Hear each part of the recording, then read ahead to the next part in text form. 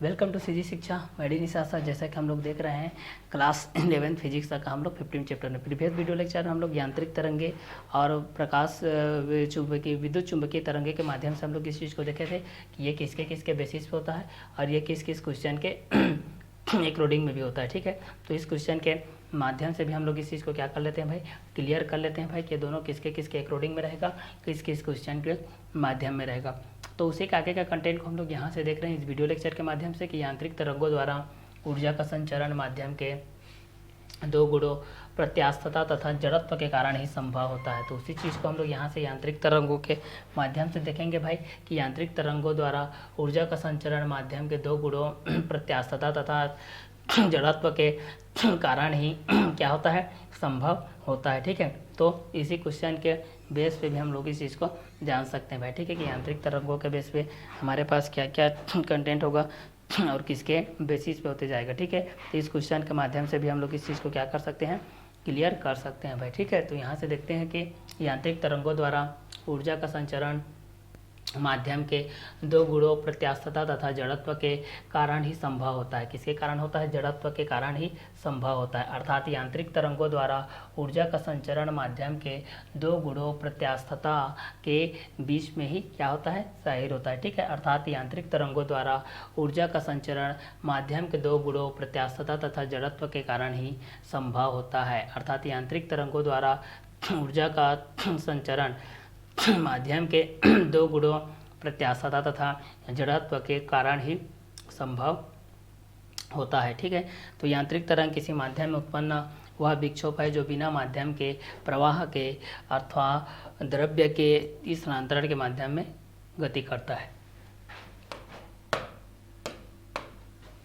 अर्थात यहाँ से जान सकते हैं कि यांत्रिक तरंगों द्वारा ऊर्जा का संचरण माध्यम के दो गुणों प्रत्यास्थता तथा जड़त्व के कारण ही संभव होता है भाई। ठीक है, अर्थात यांत्रिक तरंगों द्वारा ऊर्जा का संचरण माध्यम के दो गुणों प्रत्यास्थता तथा जड़त्व के कारण ही संभव होता है। ठीक है, तो जब भी यांत्रिक तरंगों के बेस से हम लोग इस चीज़ को देखते हैं कि यांत्रिक तरंगों द्वारा ऊर्जा का संचरण माध्यम के दो गुणों प्रत्यास्थता तथा जड़त्व के कारण ही क्या होती है, संभव होती है। तो जब भी हम लोग इसको यांत्रिक तरंगों के माध्यम से देखते हैं भाई, क्योंकि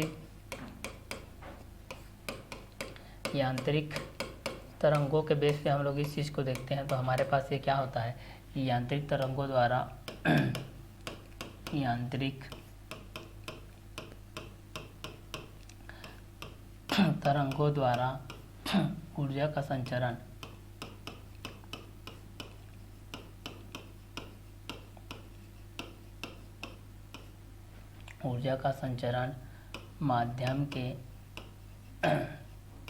माध्यम के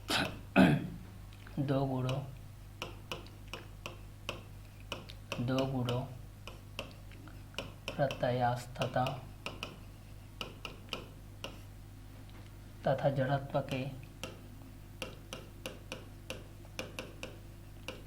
तथा जड़त्व के कारण ही संभव होता है, कारण ही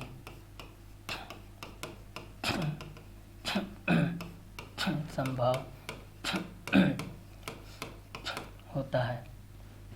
यांत्रिक तरंगों द्वारा ऊर्जा का संचरण माध्यम के दो गुणों प्रत्यास्थता तथा जड़त्व के कारण ही संभव होता है। यांत्रिक तरंगों द्वारा ऊर्जा का संचरण माध्यम के दो गुणों प्रत्यास्थता तथा जड़त्व के कारण ही संभव होता है। यांत्रिक तरंगों के लिए यांत्रिक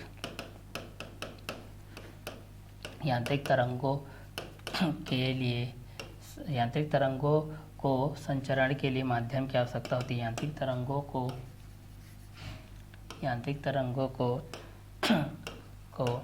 संचरण के लिए माध्यम की आवश्यकता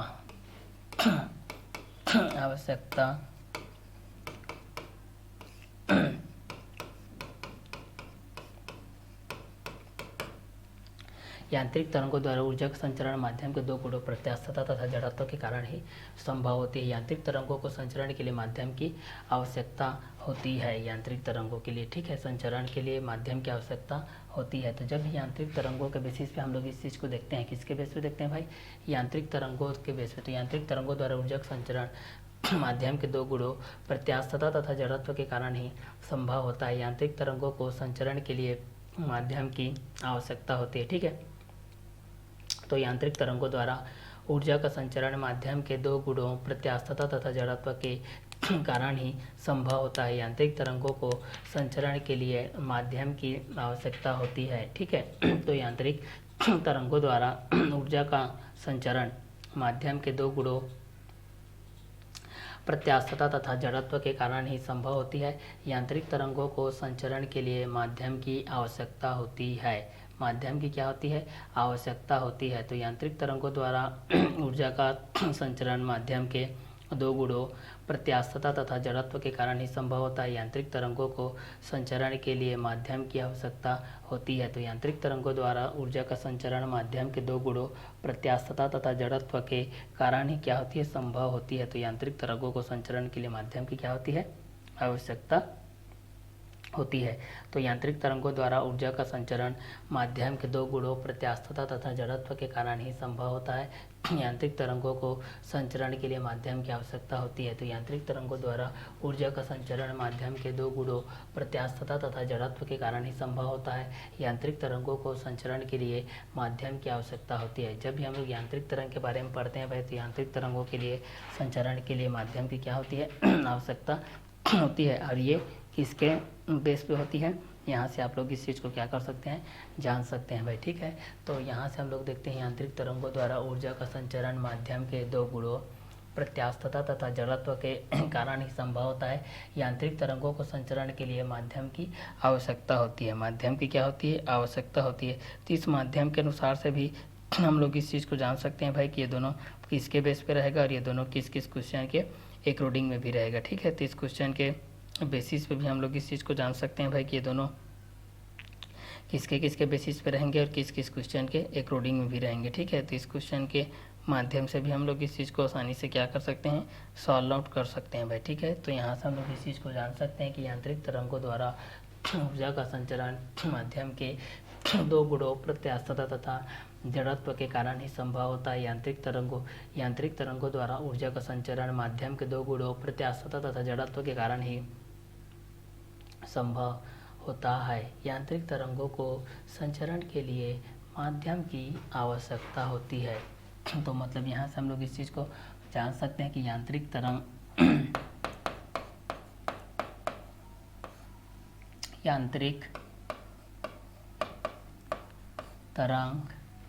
किसी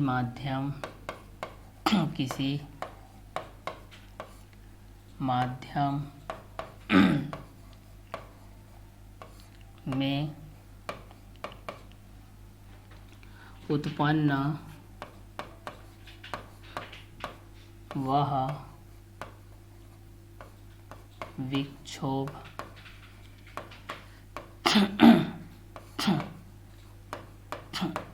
है जो बिना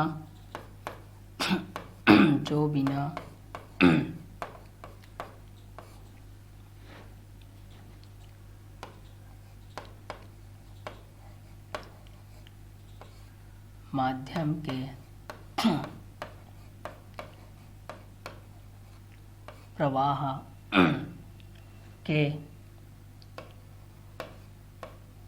प्रवाह के अथवा द्रव्य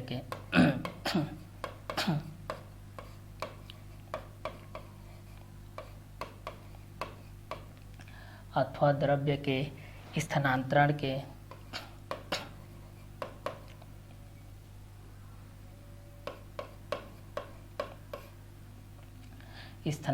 के माध्यम में गति करता है।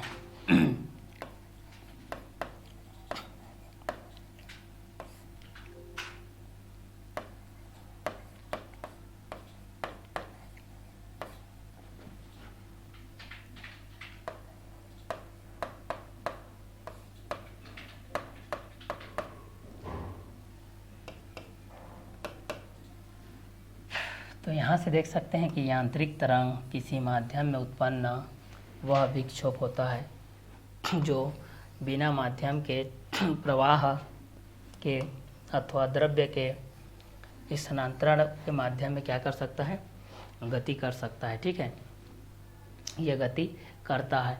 तो यहाँ से भी आप लोग इस चीज़ को जान सकते हैं कि यांत्रिक तरंगों के माध्यम से भाई कि यांत्रिक तरंगों द्वारा ऊर्जा का संचरण यांत्रिक तरंगों द्वारा ऊर्जा का संचरण के माध्यम से भी आप लोग इस चीज़ को जान सकते हैं कि ये दोनों किसके बेस पे रहेगा, किस किस क्वेश्चन के बेसिस पे भी रहेगा। ठीक है, ये दोनों किसके बेस पे रहेंगे, किस किस क्वेश्चन के अंतराल में भी रहेंगे। ठीक है, तो यांत्रिक तरंगों के माध्यम से भी हम लोग इस चीज़ को जान सकते हैं भाई कि ये दोनों किसके बेस पे रहेंगे और किस किस क्वेश्चन के एक रीडिंग में भी रहेंगे। ठीक है, तो चलिए इस क्वेश्चन के माध्यम से भी हम लोग इस चीज़ को क्या कर सकते हैं, आसानी से सॉल्व कर सकते हैं भाई। ठीक है, कि ये दोनों किसके बेस पे रहेगा और किस क्वेश्चन के एक रीडिंग में भी रहेगा। तो यांत्रिक तरंगों के माध्यम से हम इस चीज़ को देख सकते हैं और हम लोग इस चीज़ को जान भी सकते हैं भाई। ठीक है, कि यांत्रिक तरंगों के माध्यम से क्या क्या कंटेंट आता है और ये किसके बेस पे होता है। तो यांत्रिक तरंगों द्वारा ऊर्जा का संचरण माध्यम के दो गुणों प्रत्यास्थता तथा जड़त्व के कारण ही क्या होता है, संभव होता है।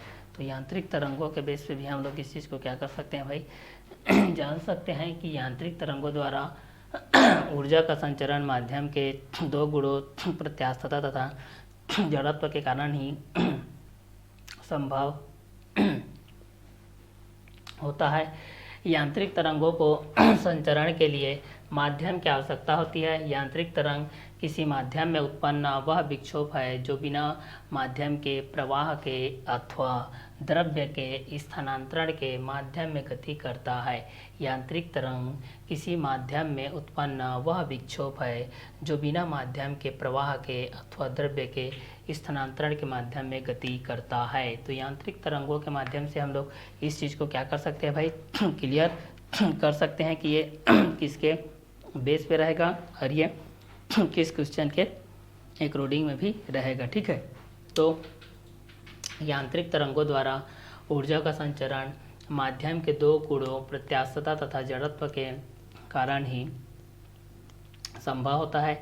यांत्रिक तरंगों द्वारा ऊर्जा का संचरण माध्यम के दो गुणों प्रत्यास्थता तथा जड़त्व के कारण ही संभव होता है। यांत्रिक तरंगों को संचरण के लिए माध्यम की आवश्यकता होती है। यांत्रिक तरंग किसी माध्यम में उत्पन्न वह विक्षोभ है जो बिना माध्यम के प्रवाह के अथवा द्रव्य के स्थानांतरण के माध्यम में गति करता है। तो यांत्रिक तरंग किसी माध्यम में उत्पन्न वह विक्षोभ है जो बिना माध्यम के प्रवाह के अथवा द्रव्य के स्थानांतरण के माध्यम में क्या कर सकता है, गति कर सकता है भाई। ठीक है, तो यांत्रिक तरंगों के माध्यम से भी हम लोग इस चीज़ को जान सकते हैं भाई कि यांत्रिक तरंगों द्वारा ऊर्जा का संचरण माध्यम के दो गुणों प्रत्यास्थता तथा जड़त्व के कारण ही संभव होता है। तो यांत्रिक तरंगों द्वारा ऊर्जा का संचरण माध्यम के दो गुणों प्रत्यास्थता तथा जड़त्व के कारण ही संभव होता है। यांत्रिक तरंगों को संचरण के लिए माध्यम की आवश्यकता होती है। ठीक है, और विद्युत चुंबकीय तरंगों को संचरण के लिए माध्यम की आवश्यकता नहीं होती है भाई। ठीक है, तो यहाँ पर हम लोग इस चीज़ को देख लिए कि यांत्रिक तरंगों द्वारा ऊर्जा का संचरण माध्यम के दो गुणों प्रत्यास्थता तथा जड़त्व के कारण ही संभव होती है। यांत्रिक तरंगों द्वारा ऊर्जा का संचरण माध्यम के दो गुणों प्रत्यास्थता तथा जड़त्व के कारण ही संभव होता है।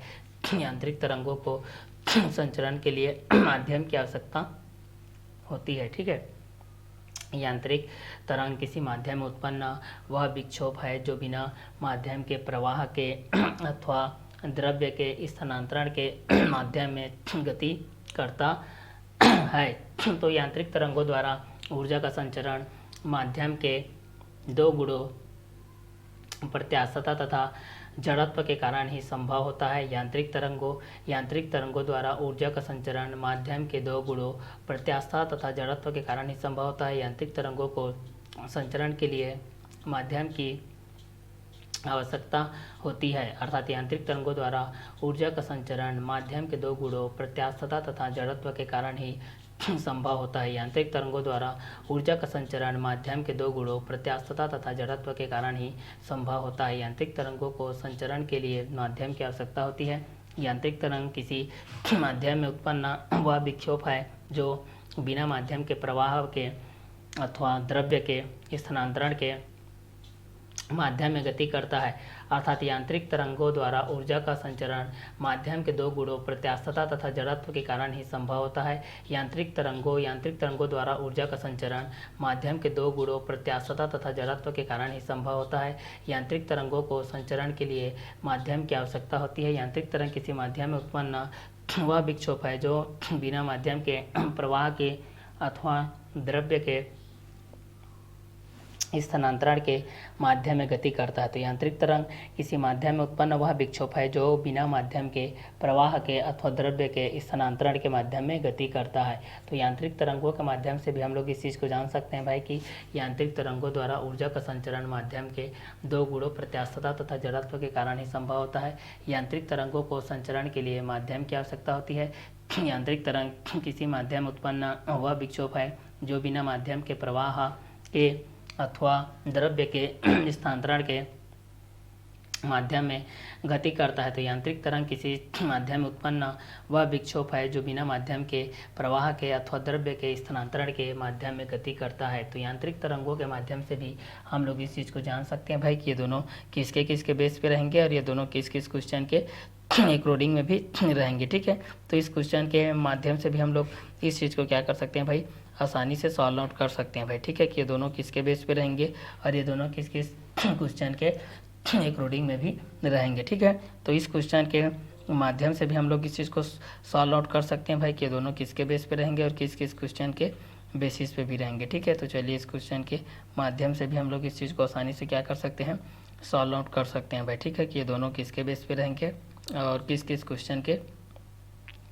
एक रीडिंग में भी रहेंगे। ठीक है, तो इस क्वेश्चन के माध्यम से भी हम लोग इस चीज़ को जान सकते हैं भाई कि ये दोनों किसके बेस पे रहेंगे और ये दोनों किस किस क्वेश्चन के एक रीडिंग में भी रहेंगे। ठीक है, तो इस क्वेश्चन के बेसिस पे भी हम लोग इस चीज़ को जान सकते हैं भाई कि ये दोनों किसके किसके बेस पे रहेगा और किस किस क्वेश्चन के एक रीडिंग में भी रहेगा। ठीक है, तो चलिए इस क्वेश्चन के माध्यम से भी हम लोग इस चीज़ को सॉल्व आउट कर लेते हैं भाई कि ये दोनों किसके बेस पे रहेंगे और किस किस क्वेश्चन के एक रीडिंग में भी रहेंगे। ठीक है, तो यांत्रिक तरंगों द्वारा ऊर्जा का संचरण माध्यम के दो गुणों प्रत्यास्थता तथा जड़त्व के कारण ही संभव होता है, अर्थात यांत्रिक तरंगों द्वारा ऊर्जा का संचरण माध्यम के दो गुणों प्रत्यास्थता तथा जड़त्व के कारण ही संभव होता है। यांत्रिक तरंगों द्वारा ऊर्जा का संचरण माध्यम के दो गुणों प्रत्यास्थता तथा जड़त्व के कारण ही संभव होता है। यांत्रिक तरंगों को संचरण के लिए माध्यम की आवश्यकता होती है। यांत्रिक तरंगों द्वारा ऊर्जा का संचरण माध्यम के दो गुणों प्रत्यास्थता तथा जड़त्व के कारण ही संभव होता है। यांत्रिक तरंगों को संचरण के लिए माध्यम की आवश्यकता होती है। तो यांत्रिक तरंगों द्वारा ऊर्जा का संचरण माध्यम के दो गुणों प्रत्यास्थता तथा जड़त्व के कारण ही संभव होता है। यांत्रिक तरंगों को संचरण के लिए माध्यम की आवश्यकता होती है। तो यांत्रिक तरंग किसी माध्यम में उत्पन्न वह विक्षोभ है जो बिना माध्यम के प्रवाह के अथवा द्रव्य के स्थानांतरण के माध्यम में गति करता है। यांत्रिक तरंग किसी माध्यम में उत्पन्न वह विक्षोभ है जो बिना माध्यम के प्रवाह के अथवा द्रव्य के स्थानांतरण के माध्यम में गति करता है। तो अर्थात यांत्रिक तरंगों द्वारा ऊर्जा का संचरण माध्यम के दो गुणों प्रत्यास्थता तथा जड़त्व के कारण ही संभव होता है। तो यांत्रिक तरंगों द्वारा ऊर्जा का संचरण माध्यम के दो गुणों प्रत्यास्थता तथा जड़त्व के कारण ही संभव होता है। यांत्रिक तरंगों को संचरण के लिए माध्यम की आवश्यकता होती है। तो इस कंटेंट के हिसाब से भी हम लोग इस चीज़ को जान सकते हैं भाई कि ये दोनों किसके बेस पे रहेगा और ये दोनों किस किस क्वेश्चन के एक रीडिंग में भी रहेगा। ठीक है, तो इस क्वेश्चन के माध्यम से भी हम लोग इस चीज़ को क्या कर सकते हैं, क्लियर कर सकते हैं भाई। ठीक है, कि यांत्रिक तरंग किसी माध्यम में उत्पन्न वह विक्षोभ है जो बिना माध्यम के प्रवाह के अथवा द्रव्य के स्थानांतरण के माध्यम में क्या कर सकता है, गति कर सकता है। तो यांत्रिक तरंग किसी माध्यम में उत्पन्न वह विक्षोभ है जो बिना माध्यम के प्रवाह के अथवा द्रव्य के स्थानांतरण के माध्यम में गति करता है। तो यांत्रिक तरंग किसी माध्यम में उत्पन्न वह विक्षोभ है जो बिना माध्यम के प्रवाह के अथवा द्रव्य के स्थानांतरण के माध्यम में गति करता है। यांत्रिक तरंगों द्वारा ऊर्जा का संचरण माध्यम के दो गुणों प्रत्यास्थता तथा जड़त्व के कारण ही संभव होता है। यांत्रिक तरंगों के माध्यम से देखते हैं, यांत्रिक तरंगों द्वारा ऊर्जा का संचरण माध्यम के दो गुणों प्रत्यास्थता तथा जड़त्व के कारण ही संभव होता है। यांत्रिक तरंगों को संचरण के लिए माध्यम की आवश्यकता होती है। यांत्रिक तरंग किसी माध्यम में उत्पन्न वह विक्षोभ है जो बिना माध्यम के प्रवाह के अथवा द्रव्य के स्थानांतरण के माध्यम में गति करता है। तो यांत्रिक तरंगों द्वारा ऊर्जा का संचरण माध्यम के दो गुणों प्रत्यास्थता तथा जड़त्व के कारण ही संभव होता है। यांत्रिक तरंगों द्वारा ऊर्जा का संचरण माध्यम के दो गुणों प्रत्यास्थता तथा जड़त्व के कारण ही संभव होता है। यांत्रिक तरंगों को संचरण के लिए माध्यम की आवश्यकता होती है। यांत्रिक तरंग किसी माध्यम में उत्पन्न वह विक्षोभ है जो बिना माध्यम के प्रवाह के अथवा द्रव्य के स्थानांतरण के माध्यम में गति करता है। यांत्रिक तरंग किसी माध्यम में उत्पन्न वह विक्षोभ है जो बिना माध्यम के प्रवाह के अथवा द्रव्य के स्थानांतरण के माध्यम में गति करता है। यांत्रिक तरंगों द्वारा ऊर्जा का संचरण माध्यम के दो गुणों प्रत्यास्थता तथा जड़त्व के कारण ही संभव होता है। यांत्रिक तरंगों द्वारा ऊर्जा का संचरण माध्यम के दो गुणों प्रत्यास्थता तथा जड़त्व के कारण ही संभव होता है। यांत्रिक तरंगों को संचरण के लिए माध्यम की आवश्यकता होती है। यांत्रिक तरंग किसी माध्यम में उत्पन्न वह विक्षोभ है जो बिना माध्यम के प्रवाह के अथवा द्रव्य के स्थानांतरण के माध्यम में गति करता है। तो यांत्रिक तरंगों द्वारा ऊर्जा का संचरण माध्यम के दो गुणों प्रत्यास्थता तथा जड़त्व के कारण ही संभव होता है। ठीक है, तो इस क्वेश्चन के माध्यम से भी हम लोग इस चीज़ को आसानी से क्या कर सकते हैं भाई, क्लियर कर सकते हैं कि ये किसके किसके बेस पे रहेगा और ये किस क्वेश्चन के अकॉर्डिंग में भी रहेगा। ठीक है, तो इस क्वेश्चन के माध्यम से भी हम लोग इस चीज़ को जान सकते हैं।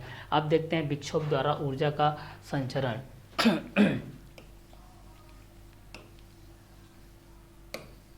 विक्षोभ द्वारा ऊर्जा का संचरण यहाँ से देख लेते हैं हम लोग भाई। विक्षोभ द्वारा ऊर्जा का संचरण,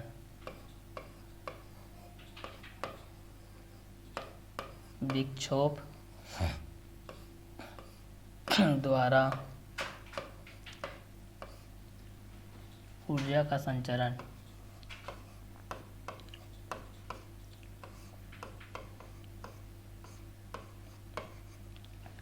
ऊर्जा का संचरण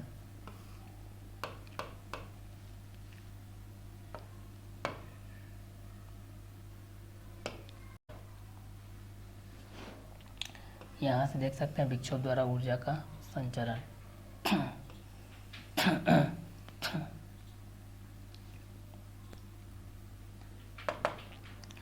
विक्षोभ द्वारा ऊर्जा का संचरण किसके बेस पे रहेगा, अब यहाँ से देख सकते हैं भाई। हमारे पास विक्षोभ के माध्यम से विक्षोभ उत्पन्न होने वाले विक्षोभ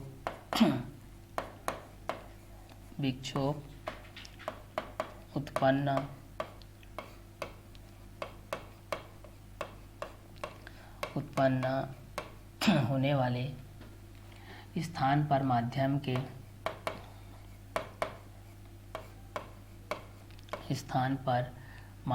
कण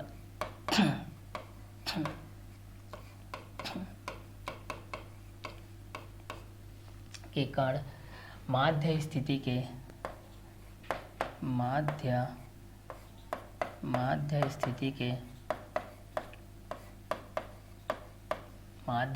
के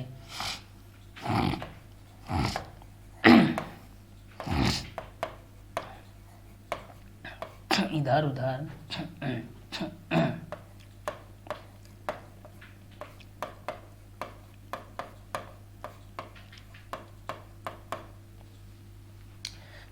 कंपन करते हैं। ये कण अपनी गतिज ऊर्जा को ये कण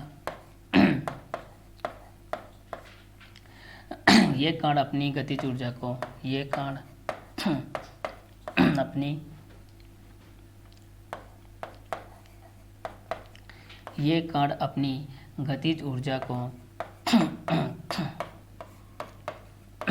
ऊर्जा को अपने पास वाले कणों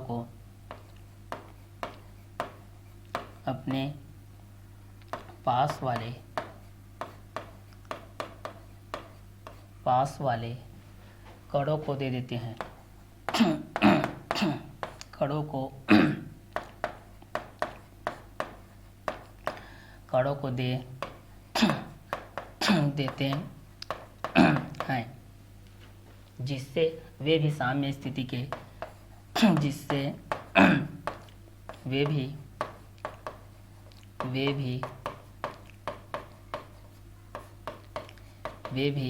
साम्य स्थिति के दोनों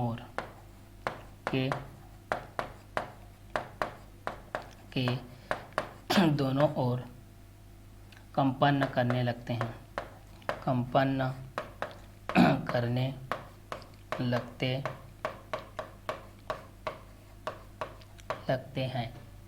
ये कण भी अपने पास वाले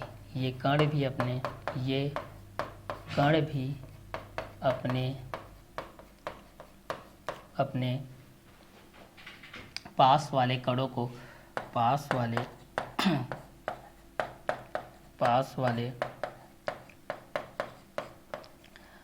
वाले कणों को गतिज ऊर्जा दे देते हैं।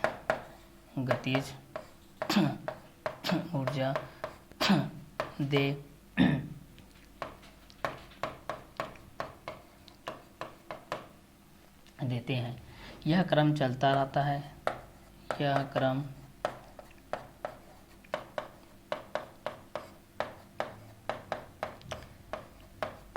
क्रम चलता रहता है और विक्षोभ के साथ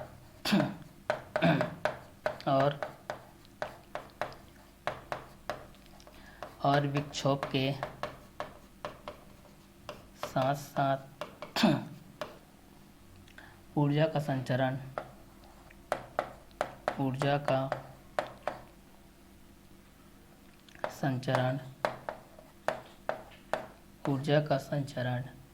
होता रहता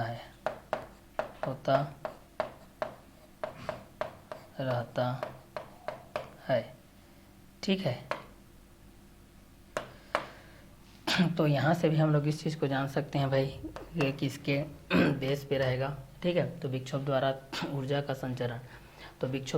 संचरण किसके माध्यम से हो रहा है, इस क्वेश्चन के माध्यम से भी हम लोग इस चीज़ को क्या कर सकते हैं, क्लियर कर सकते हैं। ठीक है, तो चलिए यहाँ से देखते हैं विक्षोभ द्वारा ऊर्जा का संचरण जो हमारे पास हो रहा है कि विक्षोभ उत्पन्न होने वाले स्थान पर माध्यम के कण माध्य स्थिति के इधर उधर कंपन करते हैं।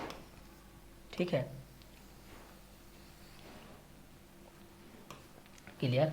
तो यहाँ पर हम लोग इस चीज़ को देख लेते हैं कि विक्षोभ उत्पन्न होने वाले स्थान पर माध्यम के कण माध्य स्थिति के इधर उधर कंपन करते हैं।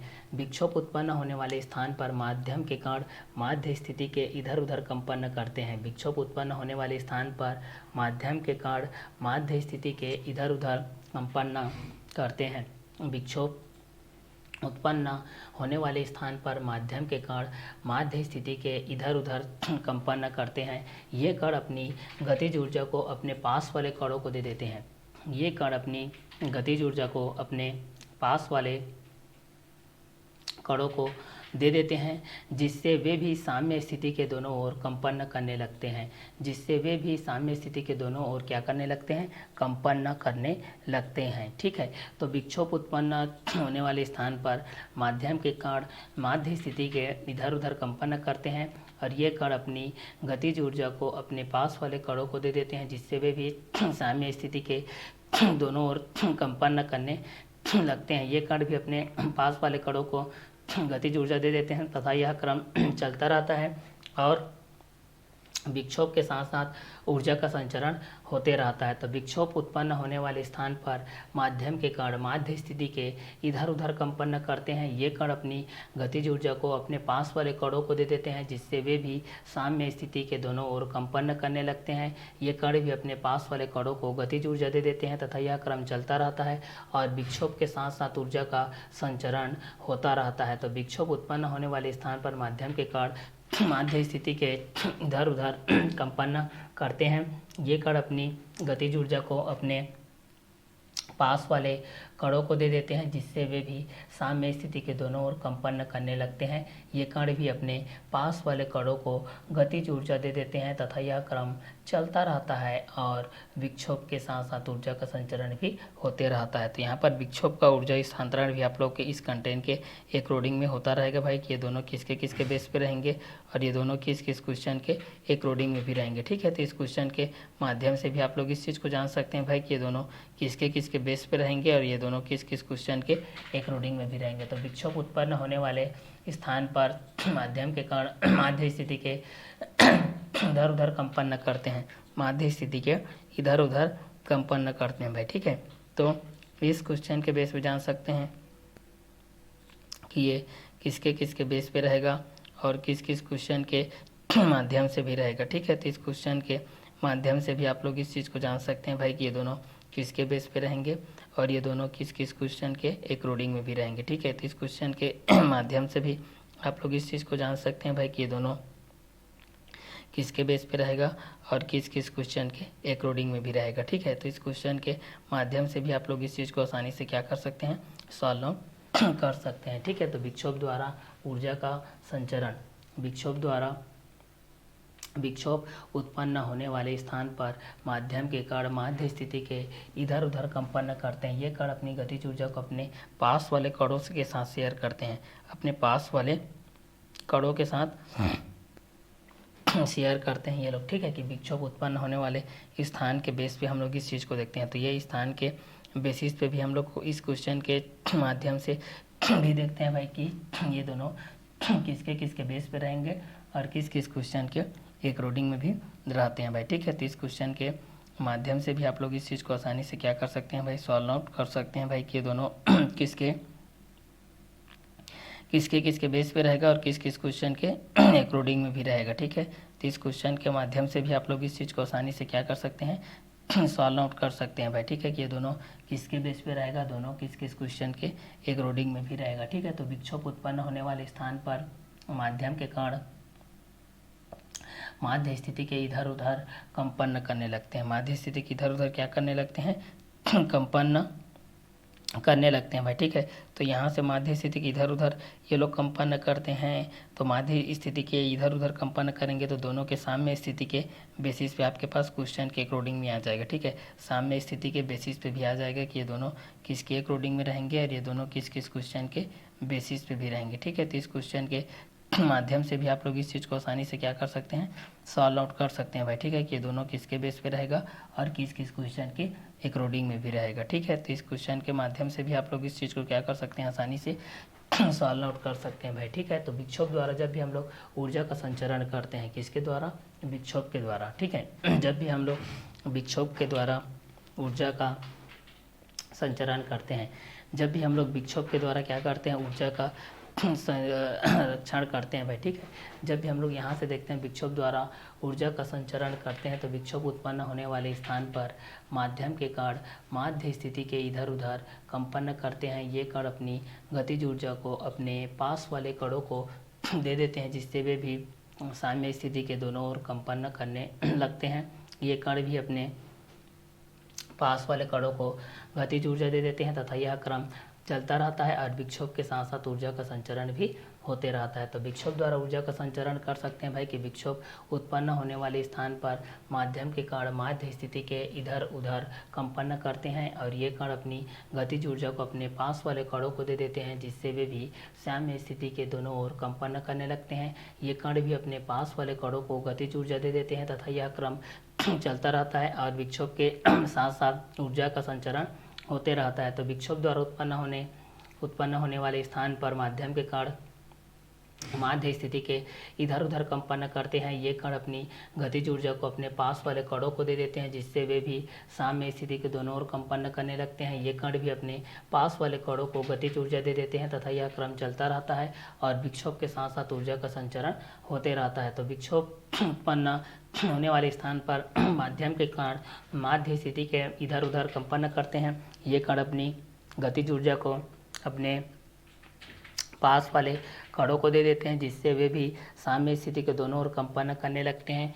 ये कण भी अपने पास वाले कणों को गतिज ऊर्जा दे देते हैं तथा यह क्रम चलता रहता है और विक्षोभ के साथ साथ ऊर्जा का संचरण भी होते रहता है। तो विक्षोभ द्वारा ऊर्जा का संचरण भी हमारे पास हो रहा है भाई कि विक्षोभ उत्पन्न होने वाले स्थान पर माध्यम के कण माध्य स्थिति के इधर उधर कंपन करते हैं। ये कण अपनी गतिज ऊर्जा को अपने पास वाले कणों को दे देते हैं, जिससे वे भी साम्य स्थिति के दोनों ओर कंपन करने लगते हैं। ये कण भी अपने पास वाले कणों को गतिज ऊर्जा दे देते हैं तथा यह क्रम चलता रहता है और विक्षोभ के साथ साथ ऊर्जा का संचरण होता रहता है। ठीक है, तो विक्षोभ उत्पन्न होने वाले स्थान पर माध्यम के कण माध्य स्थिति के इधर उधर कंपन करते हैं और ये कण अपनी गतिज ऊर्जा को अपने पास वाले कणों को दे देते हैं, जिससे वे भी साम्य स्थिति के दोनों ओर कंपन करने लगते हैं। ये कण भी अपने पास वाले कणों को गतिज ऊर्जा दे देते हैं तथा यह क्रम चलता रहता है और विक्षोभ के साथ साथ ऊर्जा का संचरण भी होते रहता है। ठीक है, तो विक्षोभ उत्पन्न होने वाले स्थान पर माध्यम के कण विक्षोभ उत्पन्न होने वाले स्थान पर माध्यम के कण माध्य स्थिति के इधर उधर कंपन करते हैं। ये कण अपनी गतिज ऊर्जा को अपने पास वाले कणों को दे देते हैं, जिससे वे भी साम्य स्थिति के दोनों ओर कंपन करने लगते हैं। साम्य स्थिति के दोनों ओर कंपन करने लगते हैं। ये कण भी अपने पास वाले कणों को पास वाले कणों को गतिज ऊर्जा दे देते हैं। क्या दे देते हैं भाई? गतिज ऊर्जा दे देते हैं तथा यह क्रम चलता रहता है और विक्षोभ के साथ साथ ऊर्जा का संचरण होते रहता है। होता रहता है। ठीक है, तो यहाँ पर भी ऊर्जा का संचरण होते रहा है भाई कि विक्षोभ उत्पन्न होने वाले स्थान पर माध्यम के कण माध्य स्थिति के इधर उधर कंपन करते हैं। ये कण अपनी गतिज ऊर्जा को अपने पास वाले कणों को दे देते हैं, जिससे वे भी साम्य स्थिति के दोनों ओर कंपन करने लगते हैं। ये कण भी अपने पास वाले कणों को गतिज ऊर्जा दे देते हैं तथा यह क्रम चलता रहता है और विक्षोभ के साथ साथ ऊर्जा का संचरण होते रहता है। भाई यहाँ पर भी विक्षोभ के साथ साथ ऊर्जा का संचरण होते रहता है। ठीक है, तो इस क्वेश्चन के माध्यम से भी हम लोग इस चीज़ को क्लियर कर सकते हैं भाई कि यहाँ पर विक्षोभ उत्पन्न होने वाले स्थान पर माध्यम के कण माध्य स्थिति के इधर उधर कंपन करते हैं। ये कण अपनी गतिज ऊर्जा को अपने पास वाले कणों को दे देते हैं, जिससे वे भी साम्य स्थिति के दोनों ओर कंपन करने लगते हैं। ये कण भी अपने पास वाले कणों को गतिज ऊर्जा दे देते हैं तथा यह क्रम चलता रहता है और विक्षोभ के साथ साथ ऊर्जा का संचरण होते रहता है। तो विक्षोभ उत्पन्न होने वाले स्थान पर माध्यम के कण माध्य स्थिति के इधर उधर कंपन करते हैं। ये कण अपनी गतिज ऊर्जा को अपने पास वाले कणों को दे देते हैं, जिससे वे भी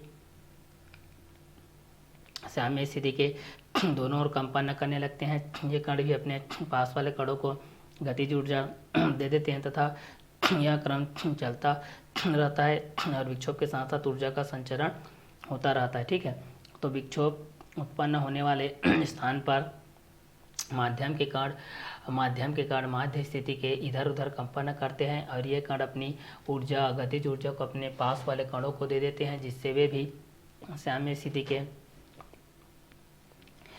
दोनों ओर कंपन करने लगते हैं।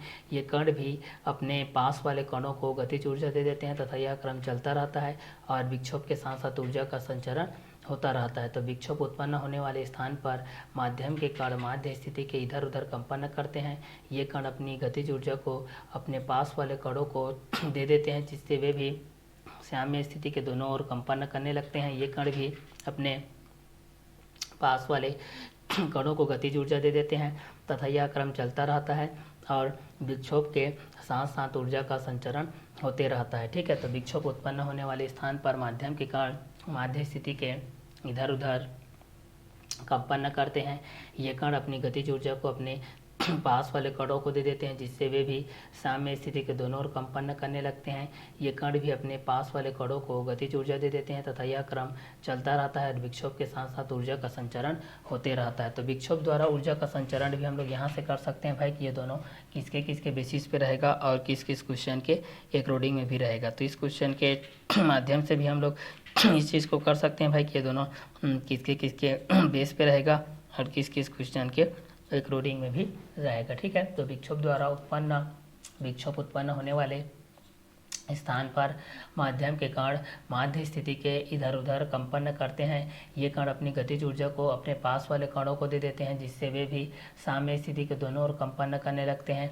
ये कण भी अपने पास वाले कणों को गतिज ऊर्जा दे देते हैं तथा यह क्रम चलता रहता है और विक्षोभ के साथ साथ ऊर्जा का संचरण होते रहता है। ठीक है, तो इस क्वेश्चन के माध्यम से भी हम लोग इस चीज़ को जान सकते हैं भाई कि दोनों किसके बेस पे रहेगा और दोनों किस किस क्वेश्चन के कोडिंग में भी रहेगा। ठीक है, तो इस क्वेश्चन के बेस पे भी हम लोग इस चीज़ को देख सकते हैं भाई कि विक्षोभ द्वारा ऊर्जा का संचरण किसके माध्यम से हो रहा है, किस किस के बेसिस पे हो रहा है। ठीक है, तो जब ये क्वेश्चन के बेस पे आपके पास ये आएगा कि विक्षोभ द्वारा ऊर्जा का संचरण आएगा, तो यहाँ से आप लोग लिख सकते हैं कि विक्षोभ उत्पन्न होने वाले स्थान पर माध्यम के कण माध्य स्थिति के इधर उधर कंपन करते हैं।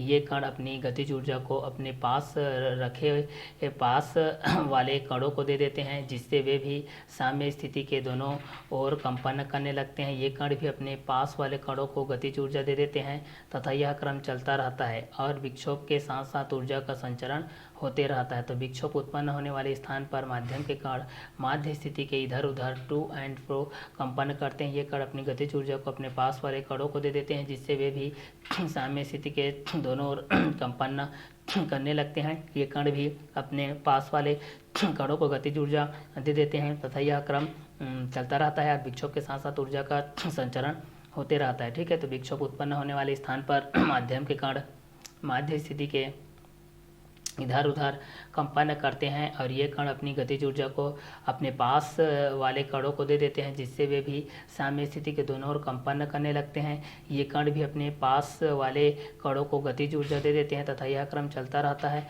और विक्षोभ के साथ साथ ऊर्जा का संचरण होते रहता है। ठीक है, तो विक्षोभ उत्पन्न होने वाले स्थान पर माध्यम के कण माध्य स्थिति के इधर उधर कंपन करते हैं और ये कण अपनी गतिज ऊर्जा को अपने पास वाले कणों को दे देते हैं, जिससे वे भी साम्य स्थिति के दोनों ओर कंपन करने लगते हैं। ये कण भी अपने पास वाले कणों को गतिज ऊर्जा दे देते हैं तथा यह क्रम चलता रहता है और विक्षोभ के साथ साथ ऊर्जा का संचरण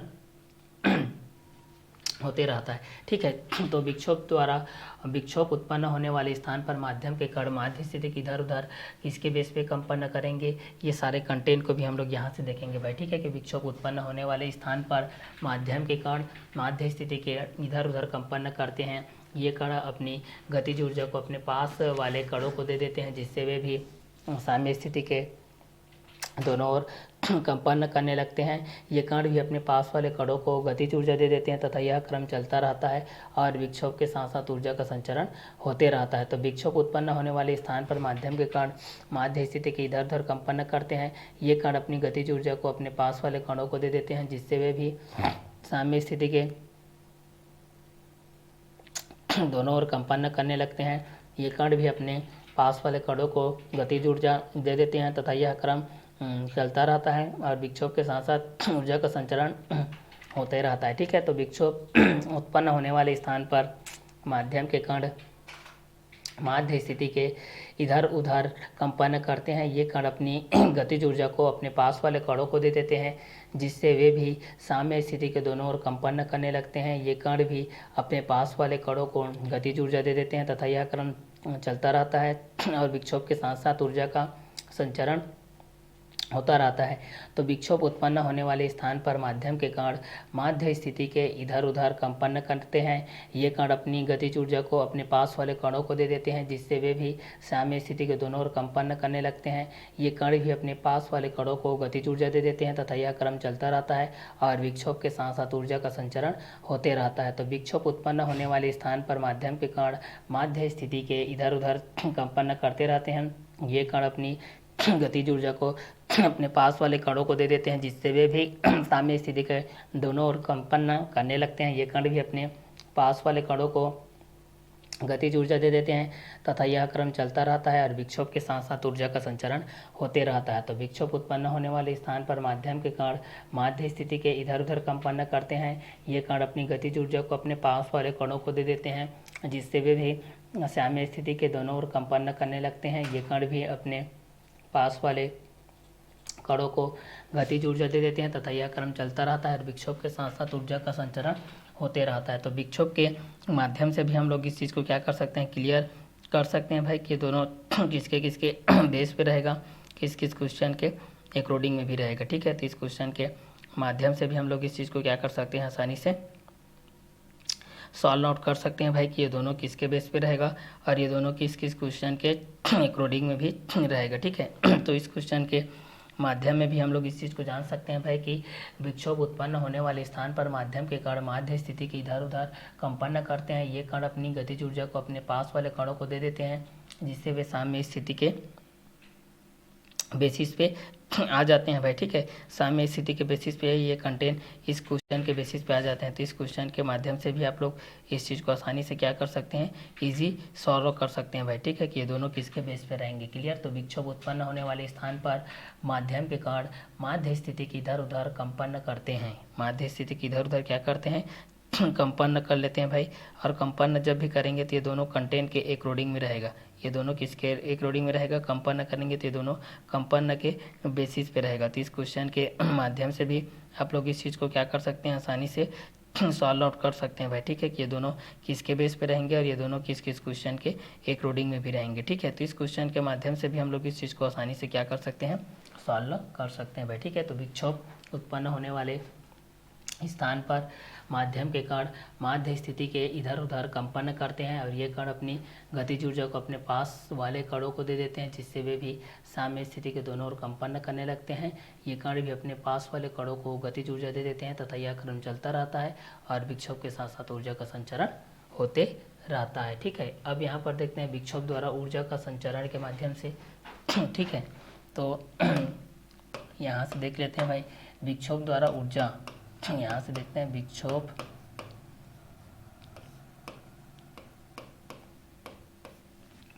द्वारा ऊर्जा का संचरण, ऊर्जा का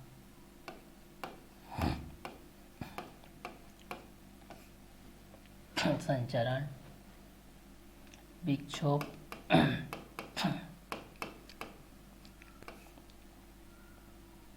उत्पन्न होने वाले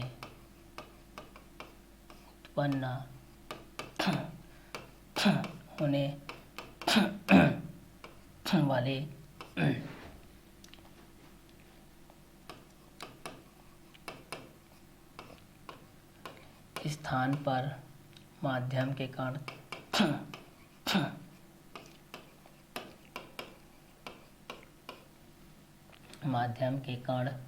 माध्य स्थिति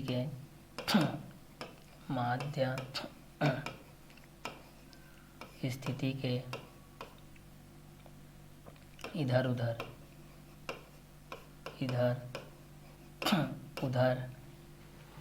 कंपन करते हैं,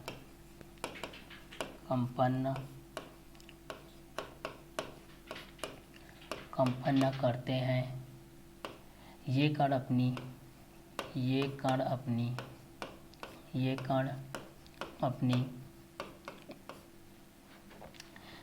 गतिज ऊर्जा को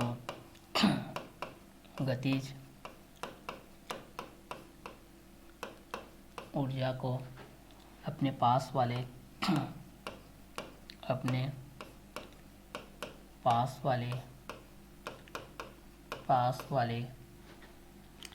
कणों को दे देते हैं, कणों को दे देते हैं जिससे वे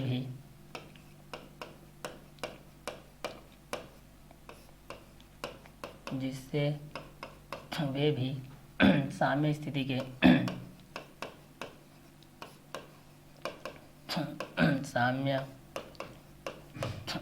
के दोनों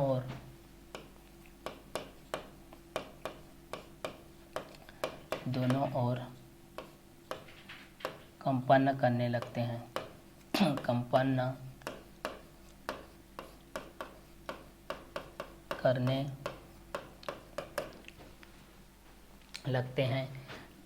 ये कण भी अपने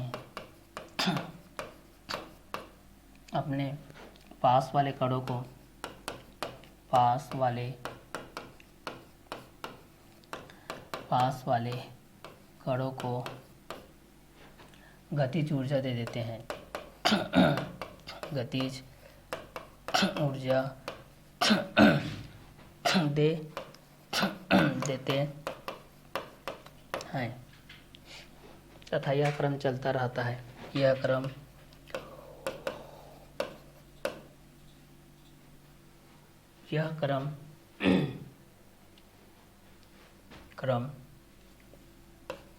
चलता रहता है। विक्षोभ के साथ साथ ऊर्जा का संचरण होते रहता है और विक्षोभ के साथ साथ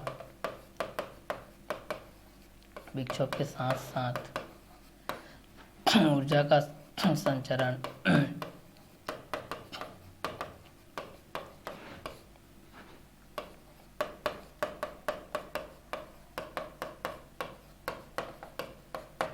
होता रहता है। ठीक है, तो विक्षोभ द्वारा ऊर्जा का संचरण विक्षोभ उत्पन्न होने वाले स्थान पर माध्यम के कण माध्य स्थिति के इधर उधर कंपन करते हैं। ये कण अपनी गतिज ऊर्जा को अपने पास वाले कणों को दे देते हैं, जिससे वे भी साम्य स्थिति के दोनों ओर कंपन करने लगते हैं। ये कण भी अपने पास वाले कणों को गतिज ऊर्जा दे देते हैं तथा यह क्रम चलता रहता है। विक्षोभ के साथ साथ ऊर्जा का संचरण होते रहता है। तो विक्षोभ द्वारा ऊर्जा का संचरण देख सकते हैं भाई, विक्षोभ द्वारा ऊर्जा का संचरण विक्षोभ उत्पन्न होने वाले स्थान पर माध्यम के कण माध्य स्थिति के इधर उधर कंपन करते हैं। ये कण अपनी गतिज ऊर्जा को अपने पास वाले कणों को दे देते हैं, जिससे वे भी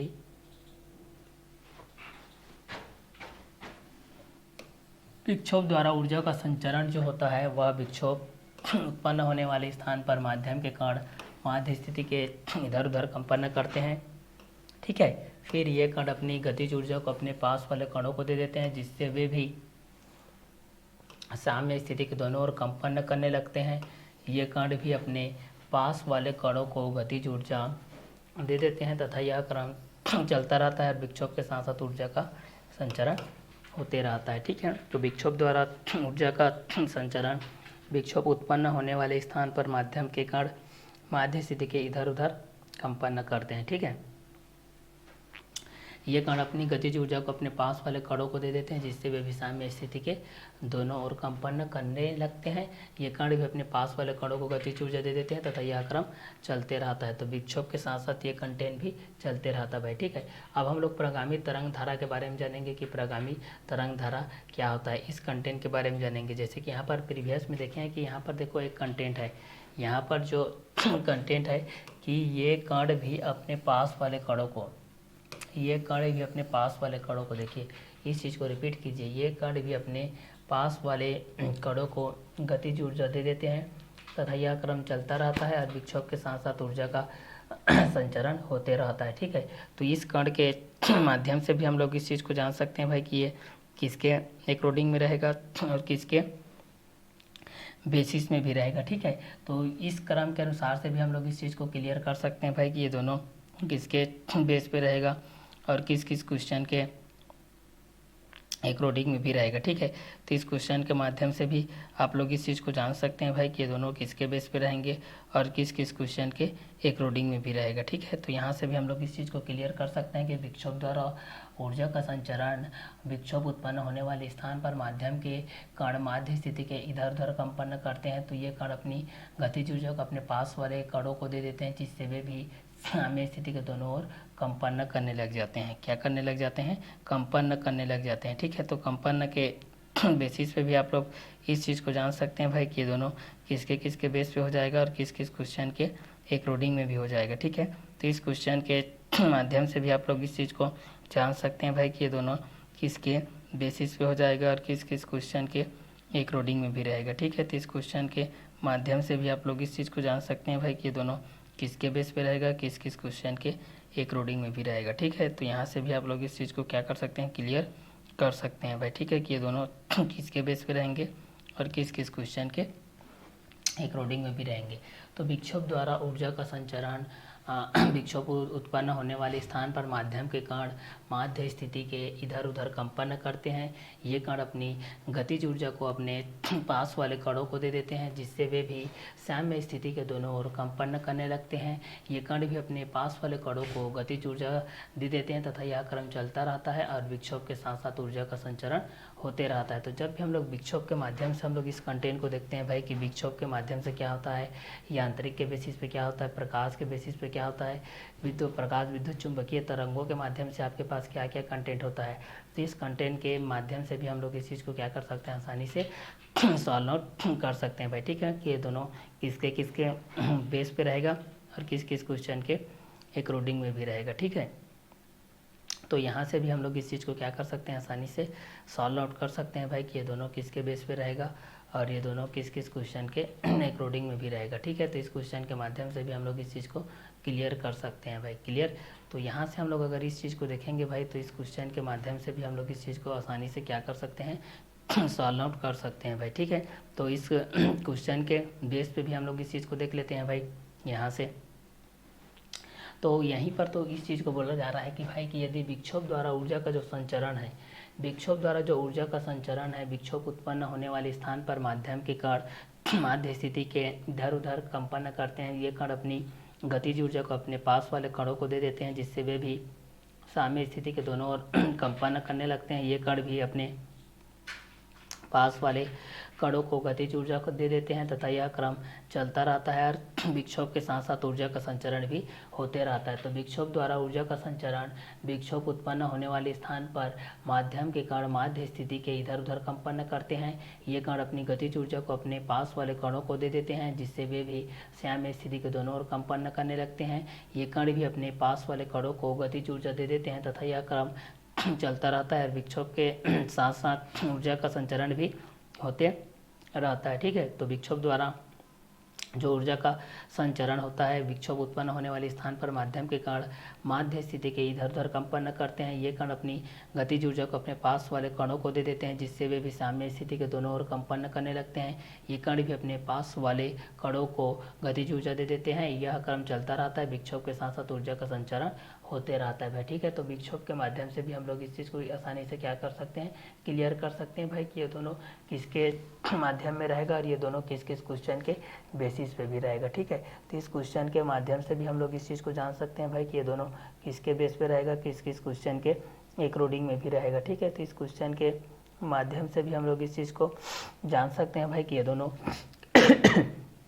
किसके अकॉर्डिंग में रहेगा और किसके बेसिस पे रहेगा, क्योंकि विक्षोभ के अंतर्गत हमारे पास बहुत सारे कंटेंट आते हैं। एक यांत्रिक बेस पे आता है और एक प्रकाश के बेस पे आता है। ठीक है, तो यांत्रिक तरंगों के बेस पे आप लोगों को संचरण के लिए माध्यम की आवश्यकता होती है, लेकिन विद्युत चुंबकीय तरंगों के लिए संचरण के लिए माध्यम की आवश्यकता नहीं होती है। ठीक है, क्लियर, तो यहाँ से आप लोग इस चीज़ को जान सकते हैं भाई कि ये दोनों किसके बेस पे रहेंगे और ये दोनों किस किस क्वेश्चन के अकॉर्डिंग में भी रहेंगे। ठीक है, तो विक्षोभ द्वारा ऊर्जा का संचरण के माध्यम से देख सकते हैं, विक्षोभ उत्पन्न होने वाले स्थान पर माध्यम के कण माध्य स्थिति के इधर उधर कंपन करते हैं और ये कण अपनी गतिज ऊर्जा को अपने पास वाले कणों को दे देते हैं, जिससे वे भी साम्य स्थिति के दोनों ओर कंपन करने लगते हैं। ये कण भी अपने पास वाले कणों को गतिज ऊर्जा दे देते हैं तथा यह क्रम चलता रहता है और विक्षोभ के साथ साथ ऊर्जा का संचरण होते रहता है। तो जब भी हम लोग विक्षोभ के माध्यम से हम लोग इस संचरण को देखते हैं भाई, किसके माध्यम से देखते हैं, विक्षोभ के माध्यम से, तो हमारे पास कई कंटेंट आते हैं जो कि अलग अलग के बेसिस पे होते हैं। ठीक है, तो इस क्वेश्चन के बेसिस हमारे पास बहुत सारे कंटेंट आते हैं भाई जो कि अलग अलग के बेसिस पे रहते हैं। ठीक है, तो इस क्वेश्चन के माध्यम से भी आप लोग इस चीज़ को जान सकते हैं भाई कि ये दोनों किसके बेसिस पे रहेगा और ये दोनों किस किस क्वेश्चन के अकॉर्डिंग में भी रहेगा। ठीक है, तो इस क्वेश्चन के माध्यम से भी आप लोग इस चीज़ को जान सकते हैं भाई कि ये दोनों किसके बेसिस पे रहेंगे और किस किस क्वेश्चन के अकॉर्डिंग में भी रहेंगे। ठीक है, तो इस क्वेश्चन के माध्यम से भी आप लोग इस चीज़ को जान सकते हैं भाई कि ये दोनों किसके बेसिस पे रहेंगे और किस किस क्वेश्चन के अकॉर्डिंग में भी रहेंगे। ठीक है, तो इस क्वेश्चन के माध्यम से भी आप लोग इस चीज़ को आसानी से क्या कर सकते हैं, सॉल्व आउट कर सकते हैं भाई। ठीक है, कि ये दोनों किसके बेस पे रहेगा और ये दोनों किस किस क्वेश्चन के अकॉर्डिंग में भी रहेगा। ठीक है, तो इस क्वेश्चन के माध्यम से भी हम लोग इस चीज़ को आसानी से क्या कर सकते हैं भाई, सॉल्व आउट कर सकते हैं कि ये दोनों किसके बेस पे रहेगा और किस किस क्वेश्चन के अकॉर्डिंग में भी रहेगा। ठीक है, तो इस क्वेश्चन के माध्यम से भी हम लोग इस चीज़ को आसानी से क्या कर सकते हैं, सॉल्व आउट कर सकते हैं भाई। क्लियर। तो चलिए इस क्वेश्चन के माध्यम से भी देख लेते हैं भाई कि ये दोनों किसके किसके बेसिस पे हो जाएगा और किस किस क्वेश्चन के एक रोडिंग में भी हो जाएगा। ठीक है। तो इस क्वेश्चन के माध्यम से भी हम लोग इस चीज़ को आसानी से क्या कर सकते हैं, सॉल्व आउट कर सकते हैं भाई। ठीक है। तो चलिए यहाँ से हम लोग इस चीज़ को देख लेते हैं भाई कि ये दोनों किसके बेसिस पे रहेगा और किस किस क्वेश्चन के एक रोडिंग में भी रहेगा। क्लियर। तो चलिए इस क्वेश्चन के बेस पे भी हम लोग इस चीज़ को देख लेते हैं भाई कि हमारे पास क्या क्या कंटेंट आएंगे और किसके किसके बेसिस में भी आते जाएगा और किस किस क्वेश्चन के एक रोडिंग में भी आते जाएगा। क्लियर। तो इस क्वेश्चन के माध्यम से भी हम लोग इस चीज़ को देख लेते हैं भाई कि ये दोनों किसके बेस पे रहेगा और किस किस क्वेश्चन के एक रोडिंग में भी रहेगा। क्लियर। तो इस क्वेश्चन के माध्यम से हम लोग इस चीज़ को देख लेते हैं कि ये दोनों किसके बेस पे रहेंगे और किस किस क्वेश्चन के एक रोडिंग में भी रहेंगे। क्लियर। तो चलिए यहीं से देखते हुए चलते हैं हमारे पास विक्षोभ द्वारा ऊर्जा का संचरण किसके बेस पे होता है और किस किस क्वेश्चन के एक रोडिंग में भी होता है। ठीक है। तो चलिए इस क्वेश्चन के माध्यम से हम लोग इस चीज़ को क्या कर लेते हैं, क्लियर कर लेते हैं भाई कि ये दोनों किसके बेस पे हो जाएगा और किस किस क्वेश्चन के एक रोडिंग में भी हो जाएगा। ठीक है। तो इस क्वेश्चन के माध्यम से भी हम लोग इस चीज़ को आसानी से क्या कर सकते हैं, सॉल्व आउट कर सकते हैं भाई। ठीक है। तो विक्षोभ द्वारा ऊर्जा का संचरण, यहाँ से देखते हैं विक्षोभ उत्पन्न होने वाले स्थान पर माध्यम के कण माध्य स्थिति के इधर उधर कंपन करते हैं। ये कण अपनी गतिज ऊर्जा को अपने पास वाले कणों को दे देते हैं जिससे वे भी साम्य स्थिति के दोनों ओर कंपन करने लगते हैं। ये कण भी अपने पास वाले कणों को गतिज ऊर्जा दे देते हैं तथा यह क्रम चलता रहता है और विक्षोभ के साथ साथ ऊर्जा का संचरण होता रहता है। तो विक्षोभ द्वारा ऊर्जा का संचरण, विक्षोभ उत्पन्न होने वाले स्थान पर माध्यम के कण माध्य स्थिति के इधर उधर कंपन करते हैं और ये कण अपनी गतिज ऊर्जा को अपने पास वाले कणों को दे देते हैं जिससे वे भी साम्य स्थिति के दोनों ओर कंपन करने लगते हैं। ये कण भी अपने पास वाले कणों को गतिज ऊर्जा दे देते हैं तथा यह क्रम चलता रहता है और विक्षोभ के साथ साथ ऊर्जा का संचरण होते रहता है। तो विक्षोभ द्वारा ऊर्जा का संचरण, विक्षोभ उत्पन्न होने वाले स्थान पर माध्यम के कण माध्य स्थिति के इधर उधर कंपन करते हैं और ये कण अपनी गतिज ऊर्जा को अपने पास वाले कणों को दे देते हैं जिससे वे भी साम्य स्थिति के दोनों ओर क्या कर लेते हैं, कंपन करने लगते हैं और ये कण भी अपने पास वाले कणों को गतिज ऊर्जा दे देते हैं तथा यह क्रम चलता रहता है विक्षोभ के साथ साथ। ठीक है। क्योंकि इस क्वेश्चन के अकॉर्डिंग में आपके पास जो तरंगों के माध्यम से रहता है, तरंग के माध्यम से आप लोग पास ये कंटेंट के माध्यम से ये चलते रहता है। ठीक है। इस कंटेंट के माध्यम से है। अब यहाँ पर देखते हैं तो यहाँ पर आप लोग को स्ट्रिंग के माध्यम से होता है, ये स्ट्रिंग के माध्यम से होता है ये गर्त, फिर ये आप लोगों का स्ट्रिंग, फिर ये गर्त, फिर ये स्ट्रिंग, फिर ये गर्त, फिर ये स्ट्रिंग, फिर ये गर्त, ये भी स्ट्रिंग, ये भी गर्त, स्ट्रिंग, गर्त, स्ट्रिंग,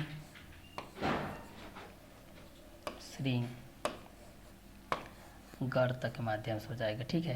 तो यहाँ से हम लोग इस चीज़ को देख लेते हैं, स्ट्रिंग, स्ट्रिंग के माध्यम से क्या होगा, गर्त, गर्त के माध्यम से क्या हो जाएगा। ठीक है। तो स्ट्रिंग, स्ट्रिंग के माध्यम से हो जाएगा, ये भी स्ट्रिंग, स्ट्रिंग के बेस हो जाएगा, ये भी गर्त, गर्त के माध्यम से हो जाएगा। ठीक है।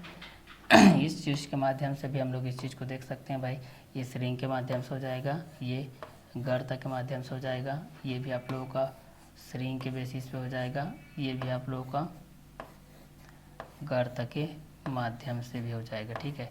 तो स्ट्रिंग, स्ट्रिंग के बेस हो जाएगा, गर्त, गर्त के बेस हो जाएगा। तो यहाँ से भी आप लोग इस चीज़ को क्लियर कर सकते हैं। ठीक है। कि एक अनुप्रस्थ के बेस पे होता है, अनुप्रस्थ तरंग के बेस पे होता है, एक आप लोगों का अनुदैर्ध्य,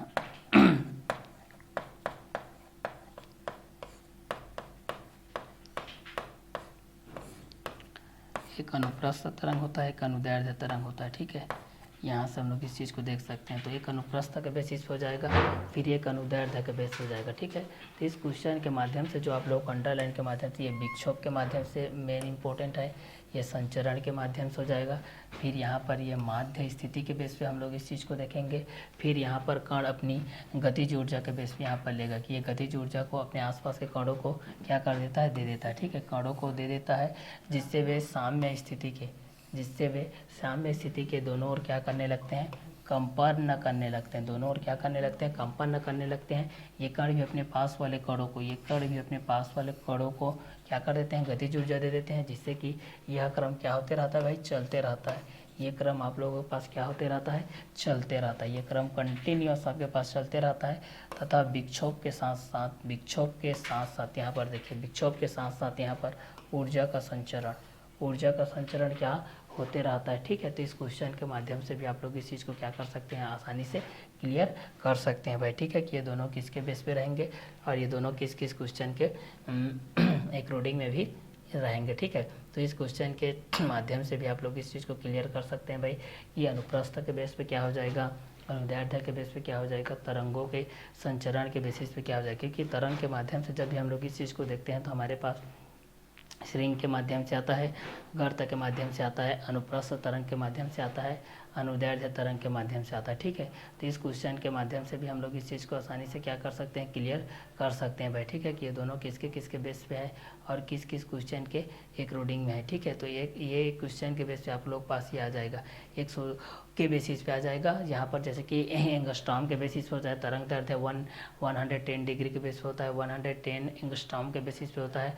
तो विक्षोभ द्वारा ऊर्जा का संचरण, विक्षोभ उत्पन्न होने वाले स्थान पर माध्यम के कण माध्य स्थिति के इधर उधर कंपन करते हैं। ये कण अपनी गतिज ऊर्जा को अपने पास वाले कणों को दे देते हैं, जिससे वे भी साम्य स्थिति के दोनों ओर कंपन करने लगते हैं और ये कण अपने पास वाले कणों को गतिज ऊर्जा दे देते हैं तथा यह क्रम चलते रहता है तथा विक्षोभ के साथ साथ ऊर्जा का संचरण होते रहता है, ठीक है। तो विक्षोभ के साथ साथ ऊर्जा का संचरण आपके पास कंटिन्यूअस के बेस पे होते रहता है भाई, ठीक है। तो इस क्वेश्चन के माध्यम से भी आप लोग इस चीज़ को आसानी से क्या कर सकते हैं, क्लियर कर सकते हैं भाई, ठीक है, कि ये दोनों किसके किसके बेस पे रहेगा और किस किस क्वेश्चन के अकॉर्डिंग में। तो जब भी ऊर्जा के रूप में आता है आपके पास, जब भी ये एनर्जी के रूप में रहेगा भाई, जब भी आप लोग पास ये एनर्जी के बेसिस पे रहता है, जब भी ये एनर्जी के बेसिस होता है, तो हम लोग एक चीज़ पढ़े हैं कि ऊर्जा ना तो उत्पन्न होता है, ऊर्जा ना तो उत्पन्न होता है, ठीक है, ऊर्जा ना तो उत्पन्न होता है और ना ही चीज़ होता है, ठीक है। तो ऊर्जा के बेसिस पे भी हम लोग इस चीज़ को जान सकते हैं भाई, कि ऊर्जा के बेसिस पे हमारे पास क्या क्या कंटेंट रहेंगे और किसके किसके बेसिस पे रहेगा। ये दोनों क्वेश्चन के अकॉर्डिंग में भी हम लोग इस चीज़ को जान सकते हैं भाई, कि ये दोनों किसके किसके बेसिस पे रहेगा, किस किस क्वेश्चन के अकॉर्डिंग में रहेगा। तो ऊर्जा ना तो उत्पन्न होता है और ना ही क्या होता है, नष्ट होता है, क्लियर। तो ऊर्जा के बेसिस पे भी हम लोग इस चीज़ को जान सकते हैं भाई, कि ये दोनों किसके किसके बेस पे रहेगा, किस किस क्वेश्चन के अकॉर्डिंग में रहेगा। तो ऊर्जा ना तो उत्पन्न होता है और ना ही क्या होता है, नष्ट होता है, ठीक है। ऊर्जा को हम लोग एक स्थान से दूसरे स्थान के रूप में क्या करते हैं, रूपांतरित करते हैं। तो एक अनुप्रस्थ तरंग के बेस हो जाएगा, एक अनुदैर्ध्य तरंग के बेस पे हो जाएगा, ठीक है। तो अनुप्रस्थ को देख सकते हैं, अनुदैर्ध्य को देख सकते हैं, श्रृंग के बेसिस पे देख सकते हैं, गर्त के बेस पे देख सकते हैं। तो जब भी विक्षोभ के द्वारा ऊर्जा का संचरण होगा भाई, इस विक्षोभ के माध्यम से भी आप लोग इस चीज़ को क्या कर सकते हैं, क्लियर कर सकते हैं। तो यहाँ पर आप लोग पे अपने आसपास के पास जितने भी कंटेंट रहेंगे, अपने आसपास के जितने भी कंटेंट रहेंगे, तो इस कंटेंट के अकॉर्डिंग में भी आप लोग इस चीज़ को जान सकते हैं, क्लियर। जैसे कि यहाँ पर विक्षोभ द्वारा ऊर्जा का संचरण के माध्यम से दिया गया है, विक्षोभ द्वारा ऊर्जा का संचरण, विक्षोभ द्वारा ऊर्जा का संचरण के माध्यम से दिया गया है कि विक्षोभ उत्पन्न होने वाले स्थान पर माध्यम के कण माध्य स्थिति के इधर उधर होते हैं, ठीक है, ऊपर नीचे भी हो सकते हैं, इधर उधर भी हो सकते हैं, कंपन करते हैं।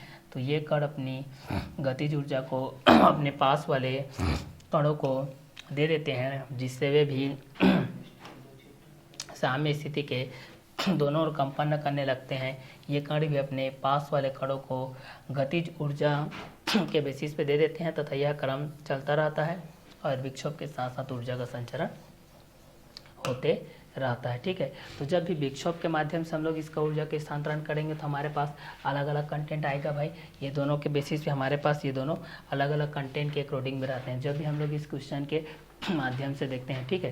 तो इस क्वेश्चन के बेसिस पे हम लोग इस चीज़ को देख सकते हैं भाई, कि ये दोनों किसके किसके बेस पे रहेंगे, अनुप्रस्थ के बेस पे रहेगा कि अनुदैर्ध्य के बेस पे रहेगा, ठीक है। क्योंकि हमारे पास जो तरंग होती है यांत्रिक तरंग के बेस पे होती है और विद्युत चुंबकीय तरंगों के बेस पे होती है। पहला यांत्रिक तरंग के बेस होती है, फिर विद्युत चुंबकीय तरंगों के बेसिस होती है, ठीक है। तो यांत्रिक तरंग के बेस पे जान सकते हैं, विद्युत चुंबकीय तरंग के माध्यम से जान सकते हैं, ठीक है। तो यांत्रिक तरंग विद्युत चुंबकीय तरंगों के माध्यम से भी हम लोग इस चीज़ को क्या कर सकते हैं, आसानी से क्लियर कर सकते हैं भाई कि ये दोनों किसके किसके बेस पे रहेगा और ये दोनों किस किस क्वेश्चन के अकॉर्डिंग में भी रहेगा, ठीक है। तो इस क्वेश्चन के माध्यम से भी हम लोग इस चीज़ को क्लियर कर सकते हैं भाई, ठीक है, कि प्रकाश की गति के बेस पे क्या हो जाएगा, प्रकाश विद्युत चुंबकीय तरंगों के बेस पे क्या हो जाएगा और ये दोनों किस किस क्वेश्चन के अकॉर्डिंग में भी रहेंगे, ठीक है। तो इस क्वेश्चन के माध्यम से भी हम लोग इस चीज़ को क्या कर सकते हैं, क्लियर कर सकते हैं भाई, ठीक है। तो जब भी आप लोग पास विक्षोभ के माध्यम से रहेगा तो विक्षोभ द्वारा ऊर्जा का संचरण रहेगा, तो विक्षोभ उत्पन्न करने पर स्थान पर माध्यम के कण अलग रहेगा और माध्यम के कण रहेगा वो माध्य स्थिति के बेस पे भी अलग अलग कंटेंट के माध्यम से रहेगा। ये कण अपनी गतिज ऊर्जा को अपने पास वाले कणों को दे देते हैं जिससे वे भी साम्य स्थिति के दोनों ओर कंपन करने लगते हैं। तो कंपन के माध्यम से भी हमारे पास अलग अलग कंटेंट के माध्यम से हो जाएगा, ठीक है। जब भी ये कंपन करेगा तो हमारे पास अलग अलग कंटेंट के माध्यम से आ जाएगा। तो इस क्वेश्चन के माध्यम से भी हम लोग इस चीज़ को आसानी से क्या कर सकते हैं, डील कर सकते हैं भाई कि ये प्रकाश विद्युत चुंबकीय तरंगों के माध्यम से क्या होता है, विद्युत चुंबकीय तरंग के माध्यम से क्या होता है, यांत्रिक तरंगों के माध्यम से क्या होता है और यांत्रिक तरंगे किस क्वेश्चन के अकॉर्डिंग में हो जाएगा, ठीक है। क्योंकि इस क्वेश्चन के माध्यम से हमारे पास कई कंटेंट आते हैं जो यांत्रिक तरंगों के माध्यम से होते हैं, प्रकाश विद्युत चुंबकीय तरंगों के माध्यम से होते हैं, अनुप्रस्थ तरंग के माध्यम से होता है, अनुदैर्ध्य तरंग के माध्यम से होता है और जहाँ पर आप लोगों के बीच में श्रिंग से मिलता है वहाँ पर जो प्रभावी स्थल जो होता है, प्रभावित क्षेत्र होता है वो अधिकतम होता है।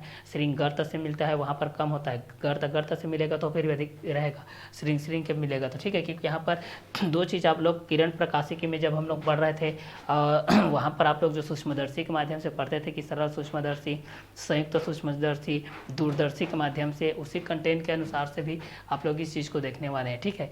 तो इसमें जो विक्षोभ द्वारा ऊर्जा का जो संचरण है वह विक्षोभ उत्पन्न होने वाले स्थान पर माध्यम के कण माध्य स्थिति के इधर उधर कंपन करते हैं। ये कण अपनी गतिज ऊर्जा को अपने पास वाले कणों को दे देते हैं जिससे वे भी साम्य स्थिति के दोनों ओर कंपन करने लगते हैं और ये कण भी अपने पास वाले कणों को भी गतिज ऊर्जा दे देते हैं तथा यह क्रम चलते रहता है, कंटिन्यूअस चलते रहेगा भाई, ये 1 बाय 1 करके, ठीक है।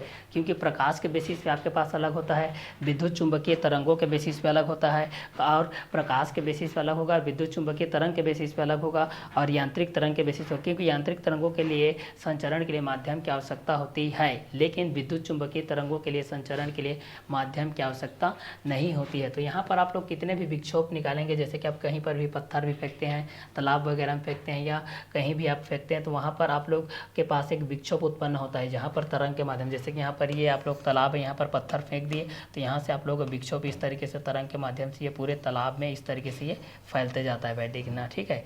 इस प्रैक्टिकल करके इसको देखना है, पत्थर वगैरह जो आप लोग फेंकते हो यहाँ से आप लोग इस कंटेंट के माध्यम से आप लोग इस चीज़ को जान सकते हैं भाई, ठीक है, कि विक्षोभ द्वारा ऊर्जा का जो संचरण होता है वह किसके बेस पे होता है और किस किस क्वेश्चन के अकॉर्डिंग में भी होता है, ठीक है। तो इस क्वेश्चन के माध्यम से भी हम लोग इस चीज़ को जान सकते हैं भाई कि ये दोनों किसके बेसिस पे रहेगा और किस किस क्वेश्चन के अकॉर्डिंग में रहेगा। तो विक्षोभ द्वारा ऊर्जा का संचरण विक्षोभ उत्पन्न होने वाले स्थान पर माध्यम के कण के साथ देख सकते हैं और कण के इधर उधर कंपन कैसे करते हैं इस कंटेंट के अनुसार से देख सकते हैं। ये कण अपनी गतिज ऊर्जा को किस तरीके से एडजस्ट करके रखते हैं और ये साम्य स्थिति के दोनों ओर कैसे कंपन करते हैं इस क्वेश्चन के माध्यम से भी हम लोग जान सकते हैं। ये कण भी अपने पास वाले कणों को गतिज ऊर्जा किस तरीके से देते हैं और यह क्रम किसके किसके बेस पे चलते रहता है, विक्षोभ के साथ साथ ऊर्जा का संचरण किसके किसके अकॉर्डिंग में होते रहता है और विक्षोभ कितने देर तक उत्पन्न रहेगा, विक्षोभ कितने देर के बाद खत्म हो जाएगा, इस क्वेश्चन के माध्यम से भी हम लोग इस चीज़ को देख सकते हैं भाई कि ये दोनों किसके बेस पे रहेंगे और किस किस क्वेश्चन के अकॉर्डिंग में भी रहेगा, ठीक है। तो इस क्वेश्चन के माध्यम से भी हम लोग इस चीज़ को जान सकते हैं कि ये दोनों किसके अकॉर्डिंग में रहेगा और किस किस क्वेश्चन के बेसिस पे रहेगा। ये संचरण आप लोगों के लिए जो यांत्रिक तरंगों के लिए ज़्यादा जरूरी होता है भाई, ठीक है। यांत्रिक तरंगों के लिए संचरण के लिए माध्यम की आवश्यकता होती है जबकि विद्युत चुंबकीय तरंगों के लिए नहीं होता है। इसका आगे का जो कंटेंट है आप लोगों के पास, आगे का जो कंटेंट है प्रगामी तरंग धारा, इसका आगे का जो कंटेंट है प्रगामी तरंग धारा, इसको हम लोग नेक्स्ट वीडियो लेक्चर के माध्यम से क्लियर करेंगे। इस क्लास को हम लोग यही विक्षोभ द्वारा ऊर्जा संचरण के माध्यम से फिनिश करते हैं। इसका आगे का जो कंटेंट है अनुप्रस्थ के बेस पे है, प्रगामी धारा के बेस पे है, इसको हम लोग नेक्स्ट वीडियो लेक्चर के माध्यम से क्लियर करेंगे।